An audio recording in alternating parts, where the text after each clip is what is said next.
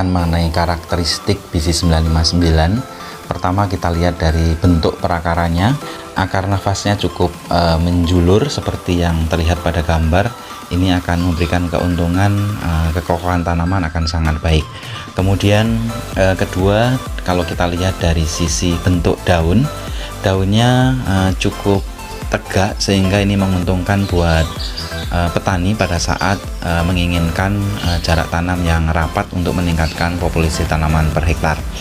Kemudian posisi ini juga menguntungkan ketika sinar matahari itu bisa penetrasi sampai dengan permukaan tanah sehingga bisa menjaga kelembaban udara yang ada di sekitar tanaman.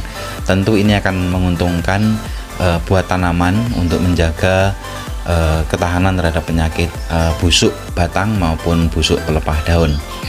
Kemudian kalau kita lihat dari bentuk bunga jantan, ini kita lihat bahwa bunga jantannya cukup banyak sehingga ini akan mendukung proses penyerbukan. Proses penyerbukan yang baik tentu ini akan mendukung pada saat proses pengisian biji, sehingga kalau kita lihat pada saat fase generatif, biji 959 mempunyai bentuk tongkol yang terisi penuh sehingga memberikan keuntungan buat petani terutama dalam sisi produksi tanaman biji 959. Menginjak pada karakteristik selanjutnya yang adalah bentuk tongkol bisa kita lihat sangat seragam posisi tongkolnya, kemudian penutupan kelobotnya juga menutup sempurna sehingga tentu ini akan memberikan keuntungan buat petani terutama untuk ketahanan terhadap busuk tongkol, baik itu busuk tongkol fusarium maupun diplodia. Selanjutnya dari sisi warna tongkol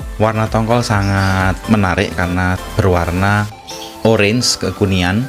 Ini sangat disenangi oleh petani. Kemudian kalau kita lihat juga janggelnya sangat kecil, kemudian biji terisi penuh. Rata-rata jumlah baris dari biji 959 adalah 16 sampai 18 baris.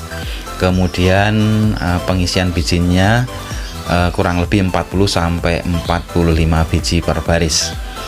Kemudian kalau kita lihat juga dari sisi tongkolnya, tongkol 959 ini mudah kering, artinya kelobotnya sangat tipis sehingga ini memudahkan petani pada saat proses pengeringan. Tentu ini menguntungkan buat petani untuk efisiensi biaya pengeringan.